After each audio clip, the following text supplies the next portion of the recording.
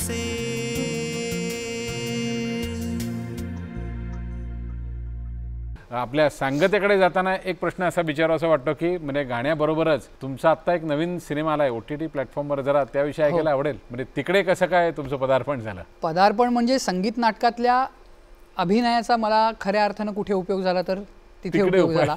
अर्थात दोन्ही मी तुम्हाला काय सांगतोय, तुम्हाला जास्ती त्यातला अनुभव तुमचा दांडगा आहे, पण खूप नव्या गोष्टी शिकायला मिळाल्या मला.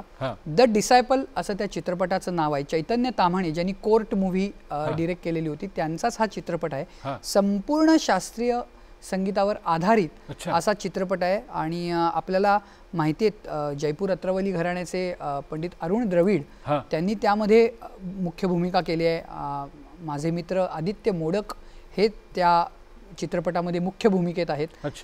आणि खूप सुंदर चित्रपट आहे तो. त्या चित्रपटामुळे मला संपूर्ण मालकंस राग शिकण्याची संधी मिळाली. म्हणजे मला चित्रपटात काय मिळालं तर जॉनपुरी असेल, संपूर्ण मालकंस असेल, हे जयपूर घराण्याच्या अंगानं कसे म्हणायचे असतात किंवा ते सादर कसे करायचे असतात, जयपूर घराण्याची एक तालीम कशी वेगळी असते, ते मला त्या चित्रपटातून शिकायला मिळालं. कारण माझ्या एका सीनमध्ये माझ्या तोंडी संपूर्ण मालकंशी एक बंदिश गातोय असा सीन होता. आणि जेव्हा मला डिरेक्ट म्हणजे चैतन्य ताम्हाणे यांनी सांगितलं की तुला संपूर्ण मालकंस, तेव्हा मी म्हटलं अरे मी किराण्याचा माणूस, मी एवढी तालीम सगळी मालकंसची केली आहे की संपूर्ण मालकंस मला डोक्यात बसणं अशक्य आहे. तो म्हणाला नाही, अरुणजी तुझ्याकडून करून घेतील. आणि अरुण द्रविडजींकडं मी 2 महिने मुंबईला येऊन त्याच्या रिहर्सल्स करत होतो. आणि इतकं सुंदर त्यांनी त्याचं मला मार्गदर्शन केलं की जे मी आयुष्यभर कधीच विसरू शकणार नाही. संपूर्ण मालकंस, मालकंस हे दोन्ही कसे वेगळे आहेत, कसे काय मांडलं की त्याचं स्वरूप बदलतं, हे इतक्या सुंदर नानांनी मला शिकवलं. तर तो चित्रपट सगळ्यांनी अगदी आवर्जून बघावा असा तो चित्रपट आहे. क्या बात आहे, क्या बात आहे. तुमच्या पुढच्या वाटचालीसाठी शुभेच्छा. सांगता करताना कुठली म्हणजे भैरवी ऐकवणार की भीमसेनजींचा काही अभंग ऐकवणार किंवा काय तुम्ही काय ठरवलंय? माझ्या मते आज नाट्यगीत गायलो, सुरुवात बंदिशीपासून झाली आहे, अभंगही झालाय, तर मी ठुमरीनं शेवट करतो, म्हणजे सांगता करतो. थोडीशी ठुमरी ऐकवतो आणि मग भीमसेनजी, दोन्ही भीमसेनजींचंच आहे, तर त्यांचा एक अभंग आणि छोटी ठुमरी असं याने आपण सांगता करूया.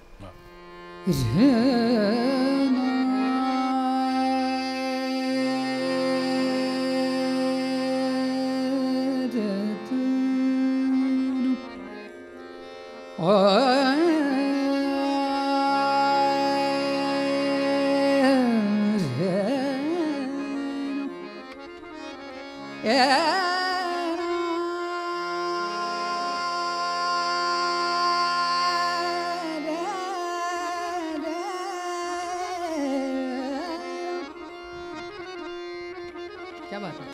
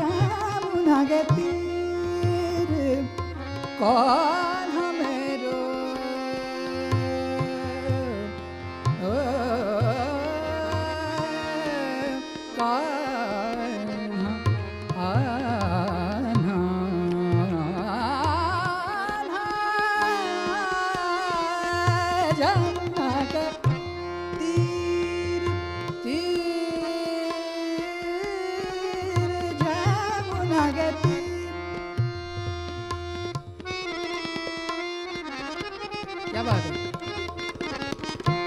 नेद जमुना जमुना जमुना जमुना जमुना जमुना गे जमुना जमुना के तीर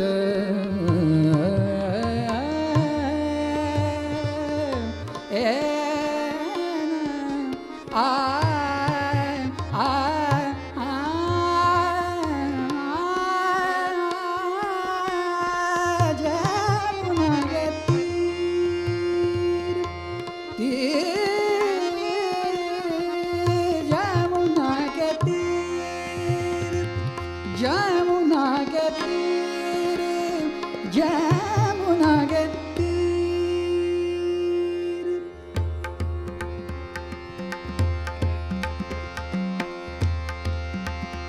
देह के मारा देह के मारा मारा मारा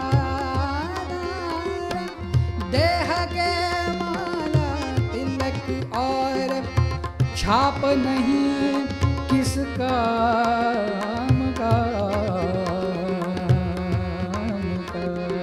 प्रेम भक्ति के बिना नहीं ना थके मन भावेगा परम पद पावेगा सोही परम पद पावेगा जो भजे हरि को सदा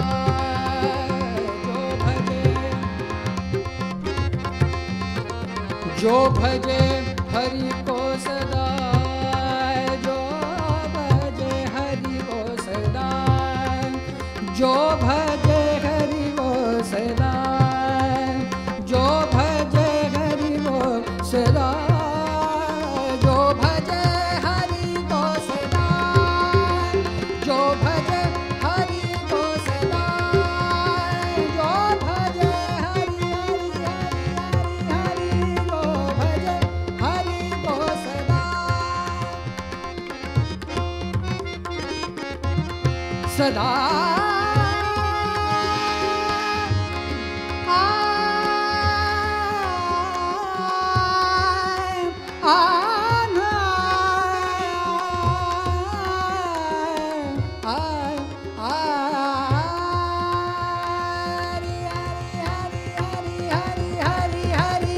जो भजे हरि को सदा जो भजे हरि को सदा